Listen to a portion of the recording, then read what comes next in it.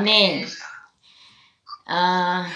하나님께서 사도 요한에게 밤모섬에 유배되어 있던 사도 요한에게 보여주신 환상의 내용을 특별히 하나님께서 기록해서 이 7개 교회에 편지하라 라고 말씀하셨습니다.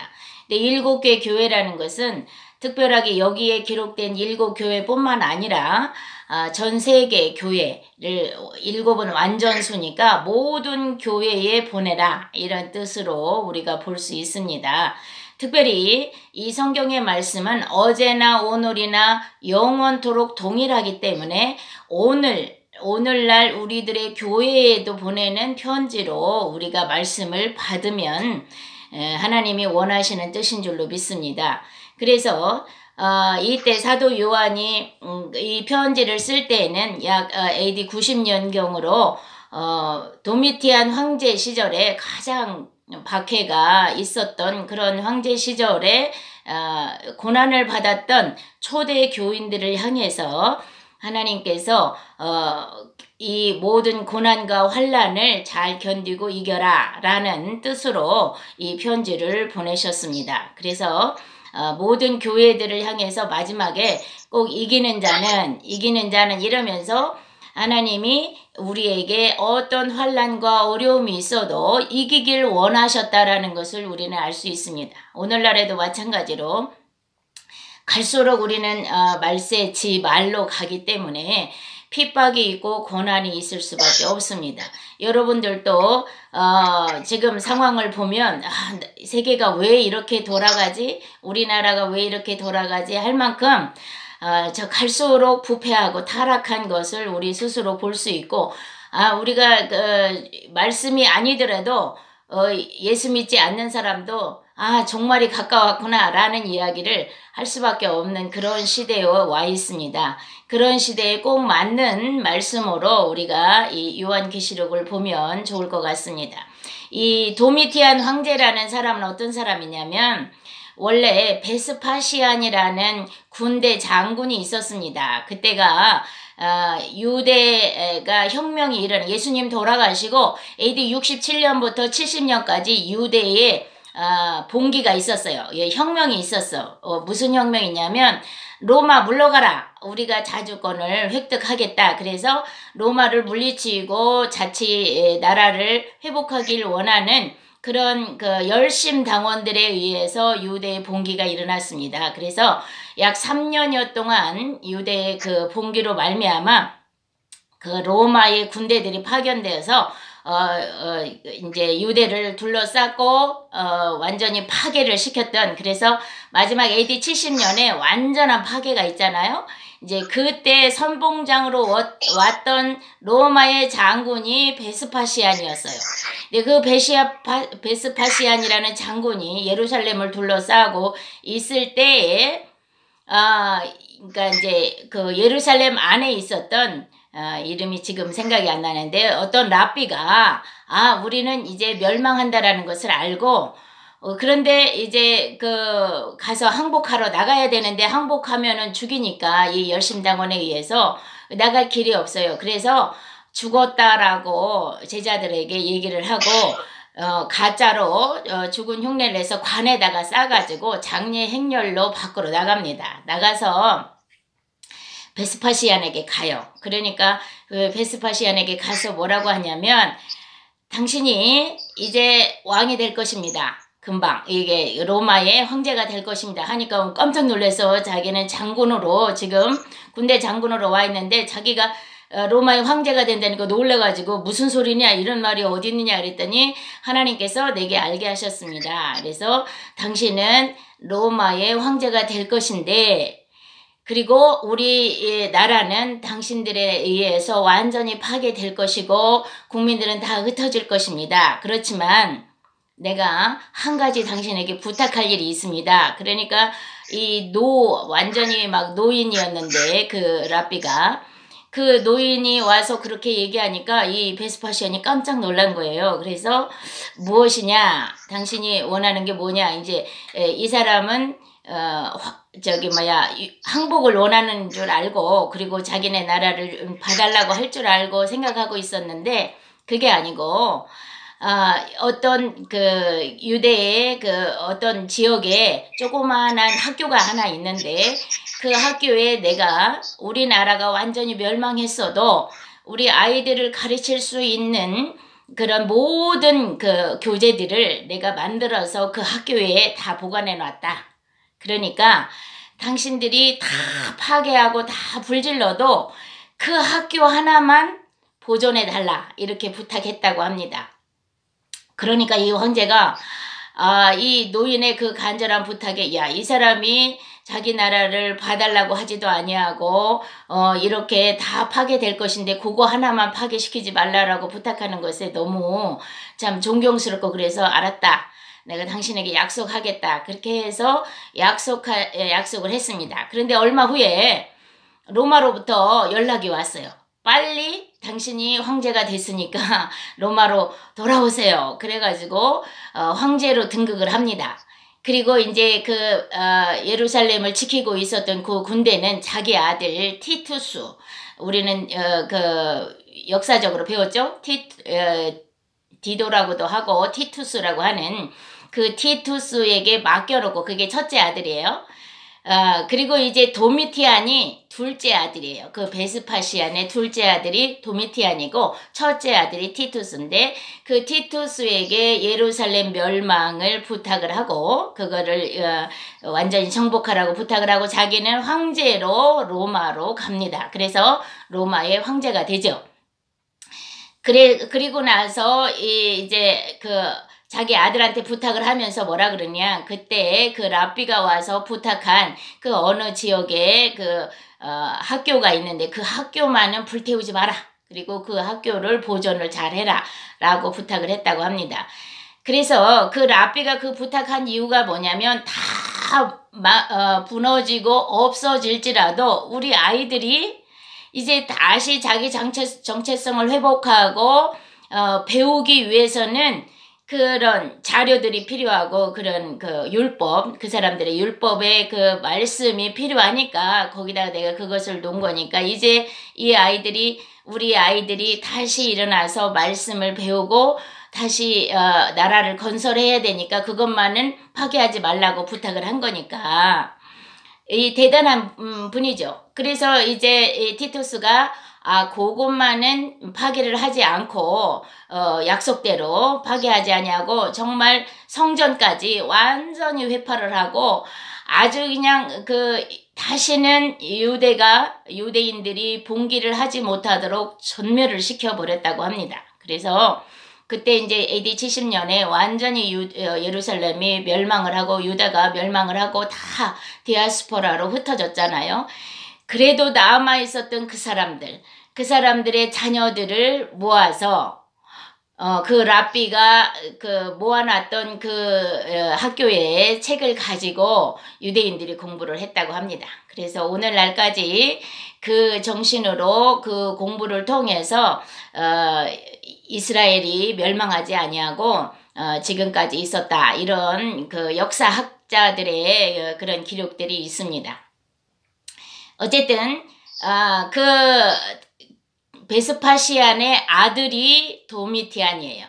그런데 티투스는 그래도 첫째 아들은 그래도 좀 공의롭고 정의롭고 이런 그런 아들이었는데, 그래서 자기 아버지 베스파시안이 죽은 이후에 티투스가 또 황제로 오르고 약 10년간 황제 지위를 누리다가 도미티안에게 넘겨주고 죽습니다. 그래서 이제 도미티안이 황제가, 그래서 거기는 세 사람이 다 아버지와 두 아들이 다 황제를 지냈는데 그 도미티안 황제가 완전히 사이코였다고 합니다. 그래서 정말 자기가 신이다, 그렇게 얘기를 해서 이제 황제 숭배 사상이 그전에도 조금씩 있었지만은 완전히 내가 신이다라고 얘기하는 사람은 없었는데 이 도미티안이 그런 내가 신이다, 나를 숭배해라 이렇게 말할 수 있는 그런 로마의 황제가 되었습니다. 그래서 그런데 이제 유일하게 당신은 신이 아닙니다, 당신에게 절할 수 없습니다, 당신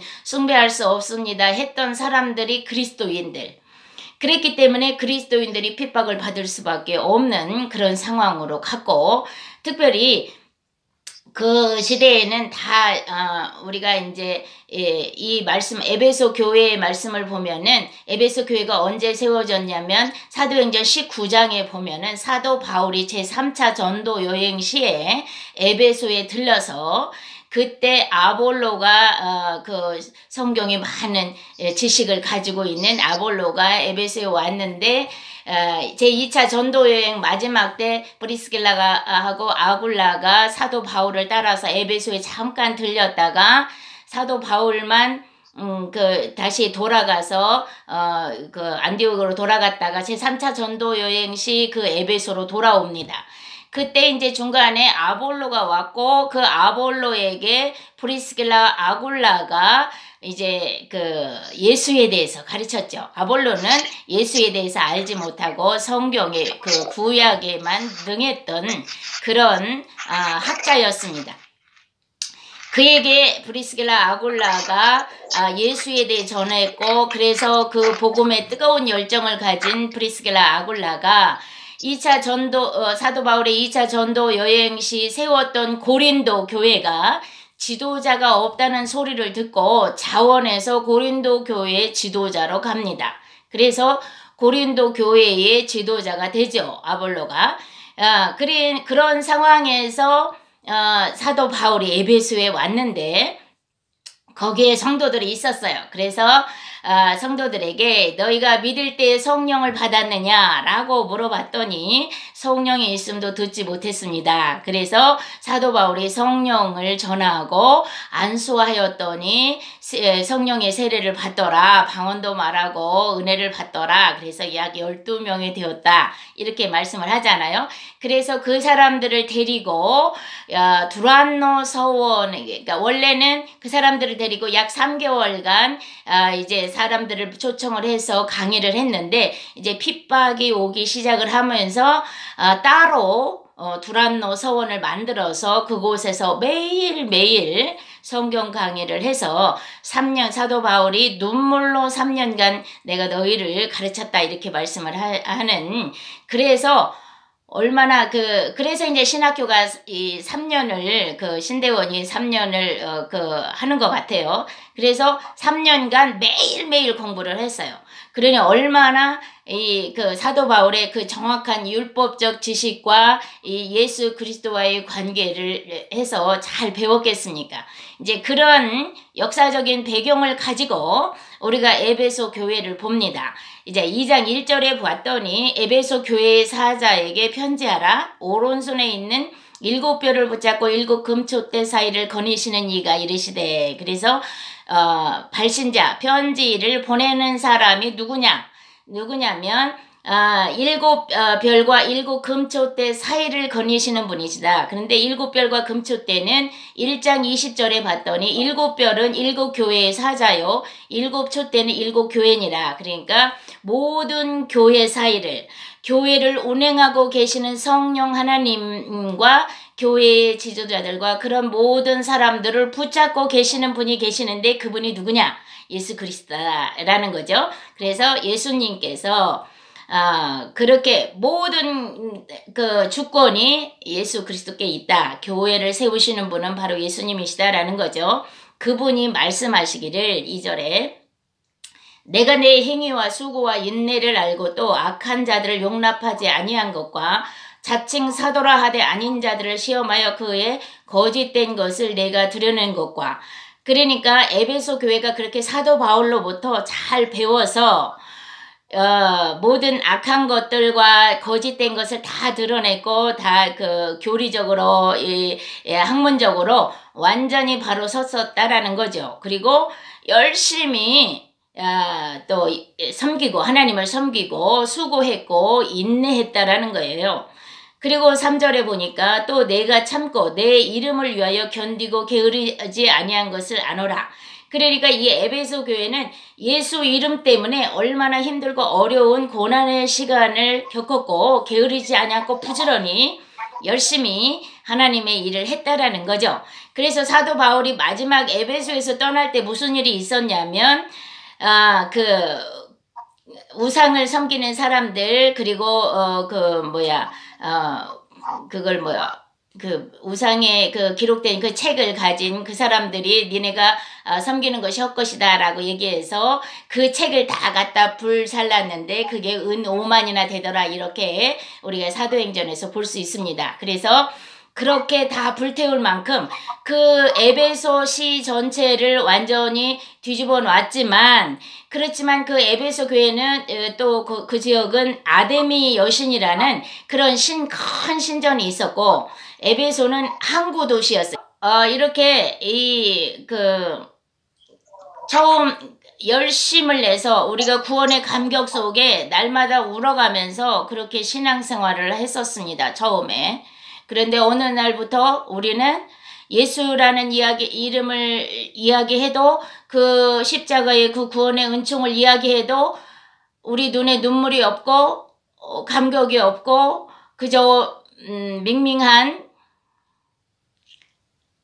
그런 모습이 되지는 않았는지, 저도 예수 믿고 10년간 매일 울으며 예배를 드렸었는데 어느 날 제가 이렇게 설교를 많이 함에도 불구하고 그 구원의 감격이 내 안에 없었다라는 것이 종종 느낄 수가 있었습니다. 그래서 이 말씀을 대할 때마다 제가 놀라고 깜짝 놀라고, 그래, 내가 다시 첫사랑을 회복해야지, 내가 구원의 그 감격 속에 내가 다시 들어가야지.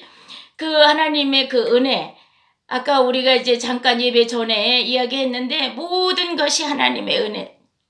제가 이게 다리를 한쪽을 잠깐 삐었는데도 아무것도 할 수 없는, 한쪽 발로 깨금발 짚다가 엎어지고 또 다 막 상하고 그런 제가 저 자신을 보면서 내가 걷는 것도 내 맘대로 되는 게 아니구나. 이게 은혜. 하나님의 은혜가 없으면 나는 걸을 수도 없고 말할 수도 없고. 제가 이 기도 제목으로 올린 정민이라는 아이는 갑자기 눈이 실명의 위기가 와서 눈꺼풀에 뭔가 흰자가 이 눈동자를 다 덮어버려가지고, 그리고 눈꺼풀이 내려와서 눈을 감게 되는 그런 상황이 갑자기 오는 거예요. 그런데 우리는 오늘 지금까지 제가 60평생을 살았는데 눈이 그렇게 실명되지 않냐고 볼 수 있었음에 감사. 다리가 쓰지 못해서 휠체어를 타고 다니는 사람도 너무 많은데 저는 지금 이 튼튼한 다리로 지금까지 살 수 있었음에 너무 감사해야 되는데, 눈이 있어 보는 것에 감사하지 못하고 다리가 있어 걷는 것에 감사하지 못하고, 말할 수 있음에 감사하지 못하고 들을 수 있음에 감사하지 못했던 모든 것이 하나님의 은혜임에도 불구하고 그 은혜를 다시 잃어버리고 감사와 감격을 잃어버리고 구원의 은총을 잃어버리고 어느덧 내가 교만하여서 내 입술로 비난하고 판단하고 정죄하고 수많은 사람들한테 내가 하나님 있냐? 그렇게 얼마나 했던가. 처음 사랑을 잃어버린 우리의 모습이다. 하나님께서 오늘 우리에게 첫사랑을 회복해라, 첫사랑을 회복해라 라고 말씀하고 계십니다. 5절에 보니까 그러므로 네가 어디서 떨어졌는지 생각하고 회개하여 처음 행위를 가지라. 우리는 너무 이제 오랫동안 예수를 믿어서 예수 믿는 게 익숙해졌습니다. 그래서 우리가 교회 가는 것도 그냥 늘 하는 거니까 교회 가고, 말씀 듣는 것도 늘 들으니까 말씀을 듣고, 그런 형식적인 그런 교인이 되지 않았나, 형식적인 목회자 또 사모가 되지 않았나 우리가 생각을 해봅니다. 그래서 다시 회개하고 처음 행위를 가져라. 처음에 그 감격, 예수 한 분만으로 만족합니다. 주님, 예수 한 분만으로 만족합니다. 내가 살 소망이 없어서 죽음의 위기에 있을 때 주님 찾아오셔서 내게 살 소망을 주시고 그 하늘의 소망을 주시고 그 생명의 면류관을 주시마 약속을 하셔서 내가 오늘까지 왔는데 어느덧 그것을 잃어버렸던 우리들의 그 저의 그 연약한 모습을 다시 회개시키시면서 하나님이 또 경고하십니다. 그리하지 아니하고 회개하지 아니하면 내가 내게 가서 내 촛대를 그 자리에서 옮기리라. 에베소 그 항구가 침전물에 의해서 침적토에 의해서 이렇게 쌓아지면 그 항구를 더 이상 쓸 수 없어서 다른 지역으로 항구를 옮기듯이 우리가 어느 날 신앙이라는 너무 나태하고 관념적이고 그런 것에 쌓여서 내 죄가 나도 모르는 사이에 마치 율법사들처럼 바리새인들처럼 사두개인들처럼 내가 다 아는 양, 내가 다 잘하고 있는 양, 그렇게 내가 침전물이 가득 내 안에 가득 차서 더 이상 하나님이 너를 쓸 수 없구나. 내가 내게서 촛대를 옮겨버리리라 라고 말씀하신다라는 거예요.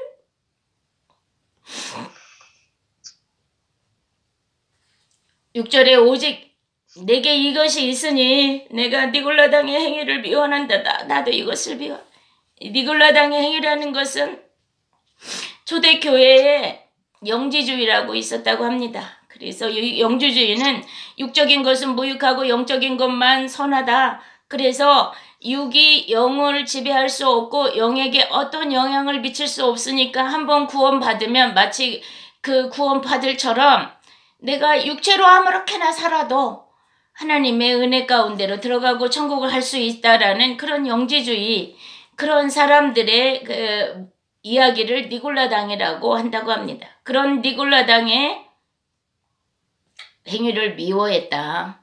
우리도 그렇게 미워합니다. 그죠? 구원파들이 그렇게 얘기하는 그것들을 미워하고 그들을 이단시하지만 정작 나는 내 행위는 나는 정말 주님 앞에 내가 두렵고 떨림으로 내 구원을 이루어 가고 있는지 내 안에 침전물이 가득해서 더러워서 더 이상 하나님이 나를 거처 삼아 내 안에 계실 수가 없어서 나를 떠나지는 않으시는지 그렇게 돌이켜보는 그런 시간이 되기를 바랍니다. 그래서 우리가 옛날에 이렇게 잘했고 옛날에 이렇게 많은 일을 했고 다 필요 없습니다. 주님이 지금 에베소 교회를 향해서 그렇게 말씀하시는 내가 내 행위와 수고와 인내를 알고 네가 악한 자들을 용납하지 아니한 것과 자칭 사도라 하되 아닌 자들을 시험하여 거짓된 것을 내가 드러낸 것과 니골라당을 미워한 것과 네가 수고하고 애쓴 것과 내 이름을 위해서 견디고 게으르지 아니한 것을 내가 안다. 그렇지만 첫사랑을 회복하지 않으면 내가 너에게서 떠나갈 거야. 하나님이 그렇게 말씀하십니다. 우리가 옛날에 아무리 좋은 신앙을 갔었고 우리가 옛날에 아무리 예수 때문에 고난을 받았고 그게 중요하지 않아요. 오늘 이 시간 내가 하나님 보시기에 첫사랑을 갖고 있는지 아니면 그 첫사랑을 잃어버렸는지 이것이 중요한 줄로 믿습니다. 그래서 우리는 오늘 7절의 말씀처럼 귀 있는 자는 성령이 교회들에게 하시는 말씀을 들을지어다. 이기는 그에게는 내가 하나님의 낙원에 있는 생명나무 열매를 주어 먹게 하리라. 환난과 핍박 속에 있으면서 이 에베소 교회는 그럼에도 불구하고 어느덧 나태하고 형식적이고 율법적이고 그런 신앙생활을 했었다라는 겁니다. 그런데 주님이 다시 오셔서 말씀하시기를 그것을 회개하고 돌이켜라. 그리고 이 모든 환난과 고난을 잘 견뎌라. 그래서 이겨라. 이기면 내가 생명나무 열매를 주어서 하늘나라에서 영원히 너와 함께 살 것이야 라고 말씀하십니다. 두 번째 서머나 교회에 대한 하나님이 하시는 말씀은 8절에 서머나 교회 사자에게 편지하라. 처음이요 마지막이요 죽었다가 살아나시는 이가 이르시되 내가 내 환난과 궁핍을 알거니와 실상은 내가 부요한 자라. 자칭 유대인이라 하는 자들의 비방도 알거니와 실상은 유대인이 아니요 사단의 회당이라. 너는 장차 받을 고난을 두려워하지 말라. 볼지어다 마귀가 장차 너희 가운데서 몇 사람을 오게 던져 시험을 받게 하리니 너희가 10일 동안 환난을 받으리라. 내가 죽도록 충성하라. 이렇게 말씀하고 있습니다. 왜 예수님이 지금 서머나 교회를 향해서 뭐라고 얘기하시면 나는 처음이고 마지막이고 죽었다가 살아난 분이야. 나는 그런 하나님이야. 라고 왜 얘기를 하겠습니까? 지금 이 서머나 교회는 마치 죽는 것 같이 고난을 당하고 핍박을 당하고 어려움을 당하고 있다라는 거예요. 그렇지만 걱정하지 마. 네가 죽어도 다시 살 거야. 라는 거죠. 그런 말씀으로 지금 예수님이 나는 처음이고 나중이고 죽었다가 살아난 분이야. 너희도 죽어도 다시 살아. 걱정하지 마. 두려워하지 마. 염려하지 마. 이렇게 얘기하시는 줄로 믿습니다. 이때에 로마의 핍박이 있을 이때뿐만 아니라 로마 시대에는 상인 길드라는 조직이 있었어요. 다 우상을 섬기는 각 지역에 그때 당시엔 다 신전 중심으로 살았기 때문에 이 사람들이 자기네들이 부유하고 상업이 잘 되기 위해서 제사를 지내는 거죠. 그런데 사실 오늘날에도 우리나라에도 진짜 제가 그 소리를 듣고 깜짝 놀랐는데 모든 드라마를 해도요. 돼지머리 갖다 놓고 제사 지낸대요. 잘 되게 해달라고.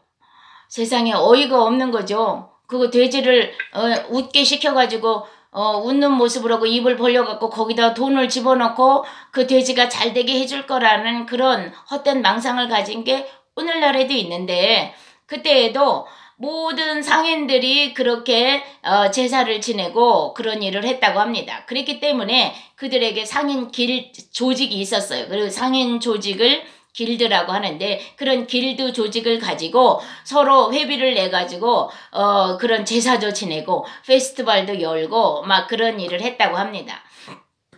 그때에 그리스도인들은 어떻게 했겠습니까? 그 우상에게 제사할 수 없어서 상인 길드 조직에 가입하지 않는 거예요. 그리고 황제 숭배를 하라 그러는데 그것도 거부해요. 그래서 황제 신전에다가 세금을 바치는 것도 안 내. 그러니까 그리스도인들이 살아갈 길이 없는 거예요. 상인 그 길드 조직에서 빠져 있기 때문에 상인들이 장사를 못하게 하는 거죠. 그래서 그리스도인들이 가난했는데 특별히 이 서머나 지역에 그리스도인들이 너무나 가난하고 어려웠었다고 합니다. 그렇게 상업을 할 수도 없고 이 서머나라는 지역은 너무나 작은 지역인데 그런 지역에서 이 상업도 못하고 우리가 아무것도 할 수 없는 그런 상황이었다고 합니다. 그러니까 특별히 그리고 이 서머나 지역이 파괴되어 가지고 다시 건설한 지역이에요. 그래가지고 한번 완전 파괴를 당하고 다시 새로운 도시로 건설을 했기 때문에 이렇게 예수님께서 나는 죽었다가 살아난 자야 라고 얘기를 하면서 너희가 염려하지 마. 그러면 서머나 지역에 있는 사람들은 그렇구나. 우리 이 도시가 완전히 파괴되었다가 다시 건설한 것처럼 이 건설에서 더 잘된 것처럼 예수님은 이렇게 죽었다가 살아나신 분으로 우리도 다시 죽어도 이렇게 다시 살 거야 라는 말씀이 확 깨달아지는 그런 말씀이었다고 합니다. 그러니까 에베소도 마찬가지고 너희가 회개하지 않으면은 너희 촛대를 옮겨버리리라. 이것이 그 사람들에게 너무 이해가 되는 거예요. 항구를 옮기는 것을 경험을 했기 때문에. 그런 것처럼 예수님은 언제나 복음서에서도 모든 상황과 지형을 사용을 해서 우리에게 복음을 전하고 우리를 이해시키시고 우리 상황과 처지를 이해하시면서 우리를 격려하시고 위로하신다는 사실이에요. 우리가 생각하면 우리들도 그러잖아요. 아유, 나 같으면 저걸 싹 쓸어버릴 텐데 라는 우리가 그런 마음이 있는데 하나님이신들 오죽하시겠습니까? 거룩하신 하나님께서 더러운 죄악을 보면서 싹 쓸어버리시고 싶으셨겠죠. 그런데 예수님이 그 하나님의 심판에 죽음으로 맞서서 하나님 조금만 참아주세요. 조금만 참아주세요. 저들이 아직 어려서 그래요. 저들이 아직 몰라서 그래요. 내가 좀 더 저들을 깨우칠 때니까 하나님 심판을 조금만 참아주세요. 그랬기 때문에 오늘 우리가 이렇게 살아있는 줄로 믿습니다. 자, 그런 이 서머나 교회가 고난을 받고 있는데 특별히 그 중에 몇 사람을 옥에 던져가지고 시험을 하는데 10일 동안 환난을 받으리라. 이제 요한계시록은요 구약 성경을 많이 인용하고 있습니다. 10일 동안 환난을 받는다라는 것은 마치 다니엘서에 보면은 다니엘의 세 친구가 10일 동안 시험을 하잖아요. 자기네들의 그 우상에게 범죄하지 아니하고 하나님 말씀대로 살면서 자기 몸을 거룩하게 지키면서 살아가기로 결단을 하면서 10일 동안 시험을 해서 결국 채식을 통하여서 그 우상에게 제사한 제물을 먹지 않는 그런 환난을 예를 들어서 이렇게 말씀을 하시면서 서머나 교회야, 너희들이 지금 힘들지? 어렵지? 너희가 고난을 받는 줄 알아. 다른 사람들 다 고기 먹을 때 너희 고기 못 먹고 야채밖에 먹을 수 없는, 그것도 풍족하지 않은 그런 상황에 너희가 있지만, 그리고 너희가 죽을 수도 있어. 그렇지만 죽도록 충성해. 내가 너에게 생명의 면류관을 줄 거야. 걱정하지 마. 나는 죽었다가 살았잖아. 너희도 죽어도 살아. 그러니까 잘 참고 견뎌라. 이것이 서머나 교회를 향한 예수님의 그 사랑의 메시지인 줄로 믿습니다. 그래서 이 서머나 교회는 책망이 없어요. 얼마나 고난 가운데서도 하나님을 잘 섬겼는지 그 주님의 그 애틋한 마음으로 그 서머나 교회를 향한 사랑을 표현하신 것을 우리가 볼 수 있습니다. 그래서 11절에 보면은 이기는 자는 둘째 사망의 해를 받지 아니하리라. 그리고 둘째 사망이 무엇입니까? 사단에게 형벌을 내리는 둘째 사망이에요. 영원한 불못이 둘째 사망인데 그곳에 가지 않는다라는 것은 뭐예요? 영원한 생명의 나라 하늘나라에서 하나님과 함께 살아간다라는 그런 축복의 말씀을 주시는 겁니다. 그 다음에 12절에 버가모 교회를 향해서 하시는 말씀을 보겠습니다.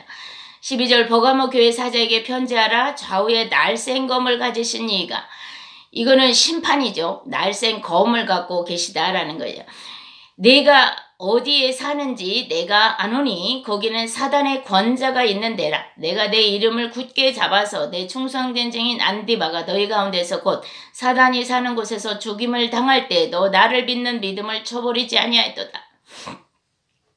지금 로마의 황제는 검을 가진 자예요. 그래서 한마디, 자기 말 한마디로 사람이 죽고 사는 그런 상황에 있어서 사람들이 막 두려워.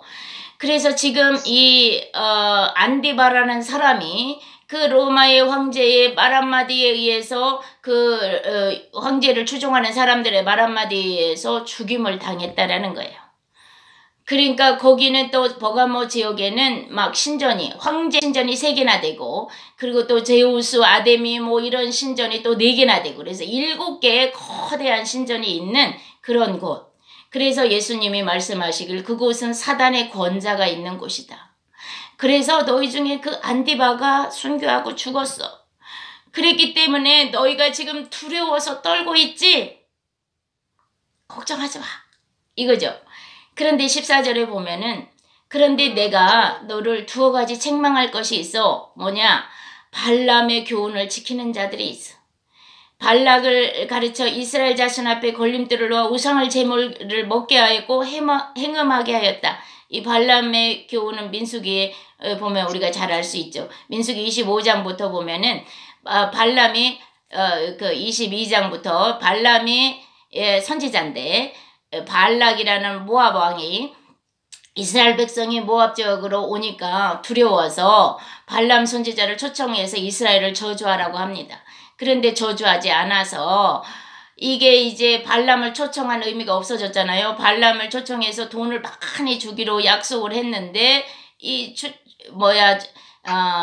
그 저주를 하지 아니하고 축복만 했기 때문에 이 발락이 화가 났어요.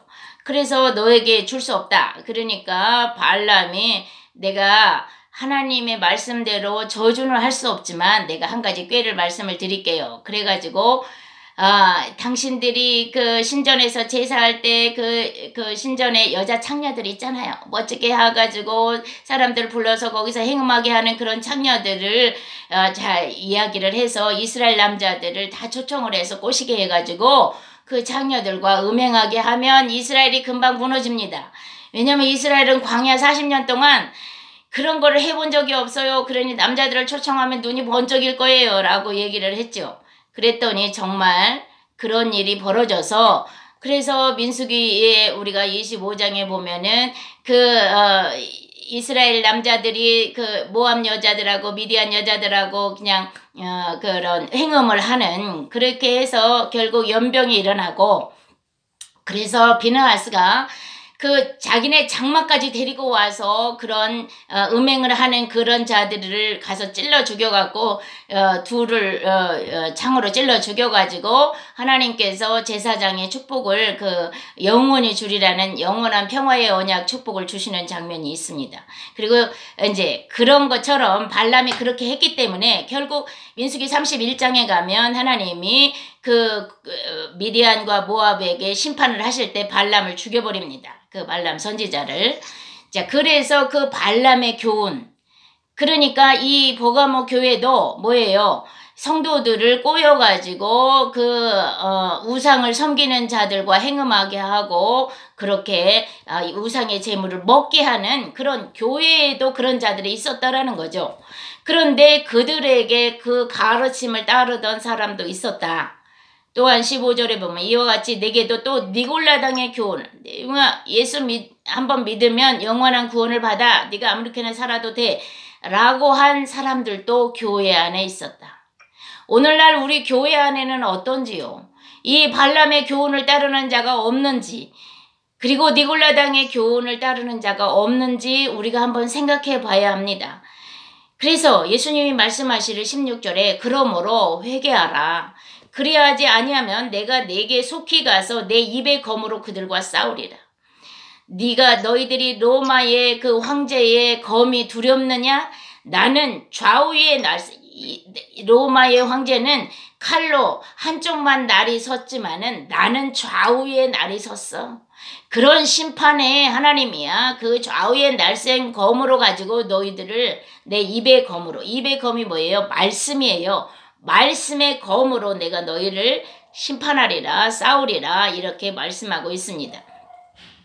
17절 귀 있는 자는 성령이 교회들에게 하시는 말씀을 들을지어다. 이기는 그에게는 내가 감추었던 만나가 뭡니까? 예수 그리스도. 구약 성경에서 계속해서 감추어졌었죠. 진짜 만나가 감추어졌었는데 예수님이 요한복음 6장에 보면 내가 생명의 떡이다. 너희가 광야에서 모세가 주는 그 만나를 먹었지만 진짜 만나는 나야 라고 말씀을 하셨죠. 그래서 감추어졌던 만나 예수님을 너희에게 주고 흰 돌을 주는데 그 돌 위에 새 이름을 기록할 것이니 받는 자밖에 그 이름을 알 사람이 없다. 이 흰 돌을 주는 이유는 그때 당시에 이 지역에서 재판을 할 때 재판에 무죄면은 흰 돌을 주고 유죄면은 검은 돌을 줬다고 합니다. 그래서 그러니까 흰 돌을 받은 사람은 오라 하고 완전히 자기가 재판에서 승리한 사람들이 되고 검은 돌을 받으면 영창으로 들어가야 되는 그런 상황이 있었대요. 그러니까 이 버가모 교회의 사람들은 금방 깨달은 거죠. 흰 돌을 이기는 그에게는 흰 돌을 줘 무죄야. 죄가 왜 예수님이 이미 다 죄를 담당하셨으니까 너는 내 안에서 너는 무죄야 라고 말씀하신다는 거예요. 그리고 그 돌 위에 새 이름을 기록하는데 또 극장의 그 빌레트 표가 돌로 주었다고 합니다. 그래서 극장의 입장권을 흰 돌을 주는데 그 흰 돌에 이름을 써서 준대요. 그러니까 자기가 받은 사람만 아는 거예요. 나만 내 이름이 이 흰돌에 쓰여졌으니까 내가 입장할 수 있는 거죠. 그러니까 이 사람들이 지금 버가모 교회가 이렇게 예수님이 말씀하시니까 금방 아는 거예요. 내가 나에게 예수님이 흰돌을 주시고 그 위에 내 이름을 써서 내가 천국 입장권을 주셔서 나는 천국으로 들어간다. 이렇게 예수님이 우리에게 말씀하시는 줄로 믿습니다. 아멘. 시간이 없으니까 오늘 여기까지 하겠습니다. 자, 이렇게 7개 교회를 향해서 예수님의 당신의 갖고 있는 권위, 예수님이 모든 교회를 통치하고 계시고 운행하고 계시는 예수님, 그리고 처음이며 나중이며 죽었다가 살아나신 분, 그리고 좌우의 날쌘 검을 가지고 심판하시는 하나님 예수님, 특별히 입의 검으로 말씀의 검으로 심판하시는 예수님이라는 사실을 우리에게 말씀하시면서 그 예수님이 말씀하시기를 내가 네 죄를 위해서 죽었어. 이제 네가 내 안에 거하면 내가 너에게 흰 돌을 주고 내가 그 돌 위에 이름을 새겨서 줄 거야. 너는 이거 천국 입장권이야. 그러니까 너 잃어버리지 마. 이거 꼭 붙잡고 이겨. 승리해. 어떤 상황이 와도 내가 이겼어. 너도 이기게 할 거야. 그러니 걱정하지 마라. 라고 오늘 또 우리에게 말씀하시는 줄로 믿습니다. 우리가 어떤 상황이 온다 할지라도, 우리가 어떤 환경에 있다 할지라도, 우리가 어떤 문제를 갖고 있다 할지라도 두려워하지 않을 것은 주님이 나와 함께 계시고 주님이 이 상황을 너무나 잘 알고 계셔서 운행하신다는 사실. 주님은 한치의 오차도 없이 우리를 가장 선하고 아름다운 길로 이끄시길 원하셔서 우리에게 이 모든 일을 허락하고 계시고 이 모든 일을 우리에게 주시는 줄로 믿습니다. 우리 불꽃 여인들이여, 다시 한번 그 주님의 은혜에 감사하는, 모든 것이 주님의 은혜인 것을 고백하는, 주님의 은혜에 감격하는, 다시 한번 그런 첫사랑을 회복하는 우리가 되기를 간절히 축복하겠습니다. 기도하겠습니다. 하나님 아버지 감사합니다. 오늘 주님께서 우리에게 첫사랑을 회복하지 아니하면 내가 내 촛대를 내게서 옮겨 다른 사람에게 가리라 라고 말씀하셨습니다. 주님, 우리가 어느덧 너무나 관념적으로 형식적으로 신앙생활 하지 않았는지 돌아보며 구원의 감격 속에 다시 들어가기를 소원합니다. 주님의 말씀 앞에 다시 앉기를 소원합니다. 주님과 깊은 사랑의 교제를 나누길 원합니다. 주님의 말씀을 듣고 들어도 너무나 좋은 그런 은혜의 감격이 다시 한번 우리에게 있어지기를 원합니다.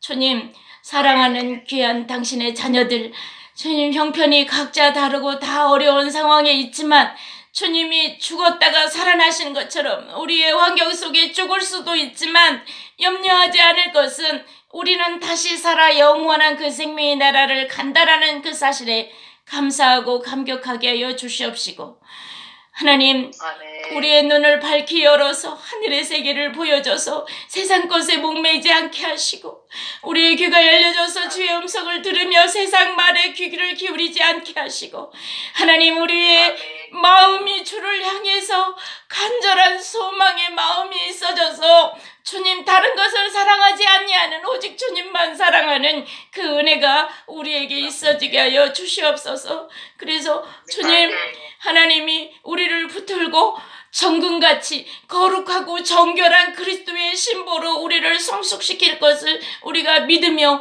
주님을 따라가겠습니다. 주님, 우리를 붙들어 이끌어 주시옵소서. 그렇게 하실 주님을 기대하고 감사를 드리며 예수님의 이름으로 기도했습니다. 아멘. 아멘.